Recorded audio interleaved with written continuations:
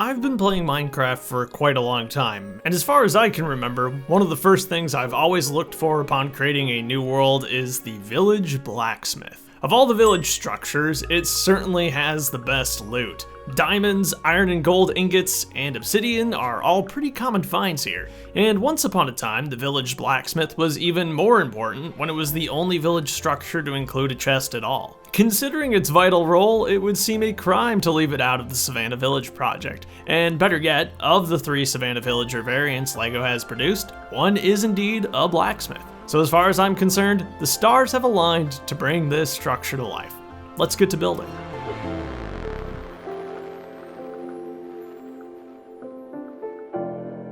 And we're kicking things off here with a good old 16x32 stud module base, the standard half chunk size. I've got a bit of a weirder idea for building up the underground section here, so bear with me on this one. When I transport these models to LEGO shows, I often take off the more fragile elements like the mobs and the minifigures and package them separately to prevent them from getting damaged on the ride. Here, I'd like to try and actually integrate at least a little bit of storage into the build itself so that everything can stay together during trips. So yeah, I'd like this blue space to become a cubby of sorts for all the mobs.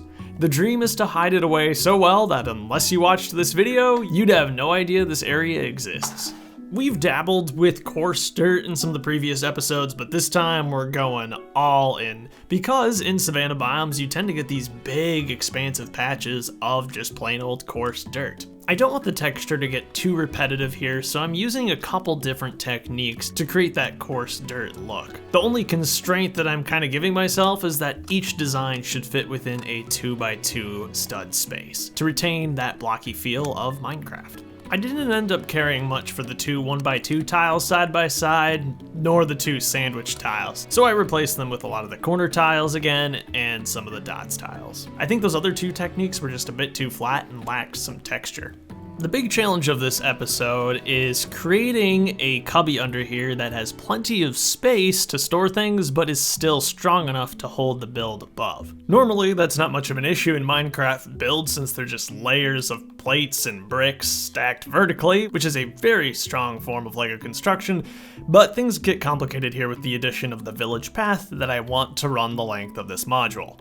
That means we're gonna have a bit of snot construction mixed in here too. But I figure as long as we have these sections locked down at every possible point, it should be plenty fine and can take some pressure on top when placing down minifigures and such.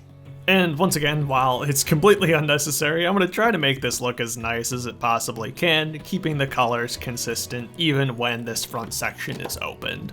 It's crazy to think, but 2x2 dark tan tiles are another piece that I've started to run out of. I actually had to steal some from my well-loved, very old fire brigade modular building to complete this module. Hopefully I can get some replacements ordered for that soon. It was a little painful having to pick it off that modular. It's one of my favorites. Thankfully, dark tan 2x2 tiles have been a pretty common find at LEGO store pick-a-brick walls. And now I'm gonna put this front door, I guess you can say, in place here, and hopefully it looks pretty inconspicuous here. The only thing that's really standing out to me is the horrible color inconsistencies with reddish brown. Beautiful. The door is only studded down in a few places with the 2x2 jumpers, so even though there isn't a handle per se, it's still really easy to take out, and there's a good bit of room under here to store at least all the villagers, and hopefully the rest of the mobs that I put into this display. With this model being significantly smaller than the original LEGO Minecraft world, I really do want to be able to take this to a lot of conventions. Stay tuned for which conventions those will be, but for sure this will be debuting in its entirety in its completed form at Brickworld Chicago this June. Next, I'm going to continue carefully layering up the village paths using that same good old bracket technique for that indented path look. Using 2 directions of building will certainly help make this bit stronger as well, so that the ceiling doesn't fall into the cavity below. It would certainly be a lot easier to build these modules without the indented path, but I think the look is too good to authentically Minecraft to pass up. If you're just starting out building your own Minecraft mocks though, I would wait to add this one to your display. I still think you can make a really cool Minecraft build without silly little details like this. And definitely forego the olive green flower stems. I can't believe they haven't made the new design in this color yet. Hopefully some botanical set just around the corner will introduce those. Oh hey, would you look at that? It's tiling time.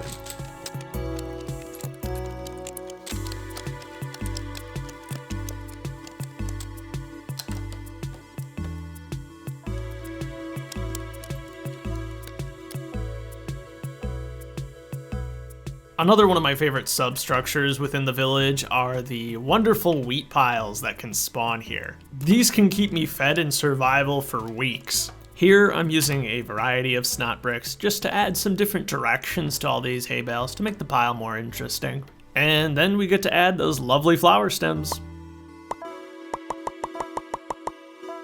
I've left this middle section blank because there's going to be a fence that goes here as part of the blacksmith house.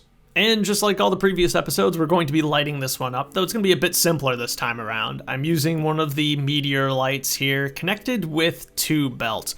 The big meteor light is interesting in that it doesn't connect to one of the smaller hubs. It serves as more of a connection point between the two belts. That means we'll have to have power running in and out of the ceiling of the blacksmith though, which does complicate things a bit. To the delight of many of you, I have found a way to do this without drilling through any pieces this time around. Rather, this will involve using pieces that already have pre-made gaps in them so that they can host these wider wires. The floor of this blacksmith structure is rather interesting because we've got logs facing a few different directions. So I'm using the upside down jumper plates to represent the rings of the log and then regular 2x2 dark orange tiles for the sideways log texture. And here's a closer look at what that light actually looks like. You can see that there is a couple LEDs built into this 1x6 long section, and that's going to make it a lot brighter than the micro lights that I've used for some of the other interiors. And we've got the door that the light should come through on the front, and then there's also going to be two windows on the back. To preserve the floor texture, I've developed a new grindstone technique. It's definitely not perfect, but I think it sells the look pretty well. Let me know what you make of it. And if you've developed your own design, I'd love to see it. Next, it's time to build up the walls with these lovely old gray profile bricks. Thankfully, it's a remarkably common element, being included in quite a variety of sets and in some significant quantities in some cases. Because these bricks are indeed only one stud thick, that means I can cleanly run the cable between the walls. So you'll never see it, and it'll be able to go to the top and right back out the bottom to power the next module. It's kind of perfect. The texture here, of course, is intended to represent the bark of acacia wood, and there's actually more than 100 of these profile bricks used in this structure alone. I'm definitely going to need to order more because we're not done with them in this series quite yet. I'll be bringing out a few more fancy techniques above the door here, where the wood actually switches direction in-game. And there's also two banners hung on either side of the door, which once again I'll represent using regular 2x4 reddish brown tiles. I do really like how this even small change helps break up the very repetitive pattern of the tree bark. All we've got to do is that back wall and the roof. And interestingly enough, I think the back wall has fallen into the module behind it once again, something that happened with the farmhouse. I do believe the roof design is actually identical to that of the tannery, making this a pretty easy build. I have to finally copy and paste something. Well, if I think about that a bit more, that actually happens a lot in LEGO Minecraft. I'll get that roof attached to our floating light brick here, and I'll permanently stud this down. Unfortunately, there's just no easy way to make it removable, but let's be honest, a lot of these Savannah Village house interiors just aren't all that exciting. Like I mentioned earlier, there are going to be windows on the back of this, so you'll be able to see inside a little bit anyway. The back wall situation is interesting. For now, I'm just going to build it into this module, and it'll kind of be floating above the terrain in the next episode. I think that just makes the most sense and is going to be easiest. Once again, we get that subtle direction change with the logs here. So I'm using a couple interesting techniques to make sure that only the old gray is showing on the exterior at least. Snot bricks and old dark gray are actually exceedingly difficult to come by. A lot of the molds that we take for granted today simply didn't exist prior to 2004. Pieces like the 2x2 bracket in this color can cost as much as $1 or $2 on Bricklink just because it's so rare. That's an element you'll find in only 5 sets, 2 of which are UCS Star Wars sets. Despite its difficulty to build with, Old Dark Gray has certainly grown a lot on me over the course of this series. The build simply would not feel right if it was built in dark bluish gray. Here we'll quickly install that fence I talked about earlier, just adds a little bit of detail and pizzazz to this structure. And you're probably wondering what this little gap over here is meant for, and I think this is going to be the perfect spot for another acacia tree. We'll start out with the basic trunk of the tree. It's going to be a good 4 blocks tall. Unfortunately, I can't really use the profile bricks here because they aren't that strong, and they're just not as easy to work with because they only come in 1 brick tall sections. Then we'll add on the secondary layer. This is a bit more complicated of a build, but similar to all the other trees that I've built throughout my Minecraft mocks in the past.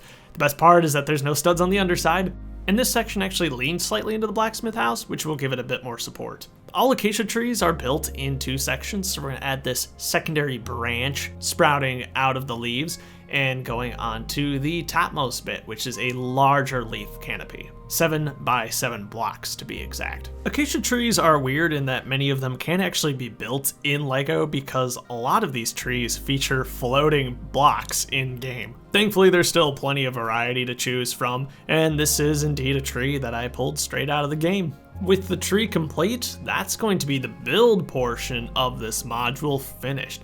There's only one figure that I absolutely need to add, and you already know who that is. That, of course, is the village blacksmith, a figure that remains exclusive to the llama village. He's definitely a rare one to track down, so if you ever see this at a bricks and minifigures or something, might be worth picking up if it's a decent price. I'm very curious to see if that rumored village set for this summer will indeed be another Savannah village. That'd be awesome for this project. Maybe we could see more villager variety, but who knows? It would make it a perfect expansion to the pillager outpost set. Anyway, let's get all these modules connected together. This is rather exciting because we're nearly finished with the ground layer of this display. There's only one more 32 by 16 module to go, and that's going to be the next episode. With 4 proper structures now, this is starting to feel like an actual village. We've got the fishing hut, the farmhouse, the blacksmithery, and the tannery. And there's going to be plenty more structures to come in the upper layers as well. With all the warm tones and the light scattered about, this village has quite a cozy feel to it, and I'm really quite liking it.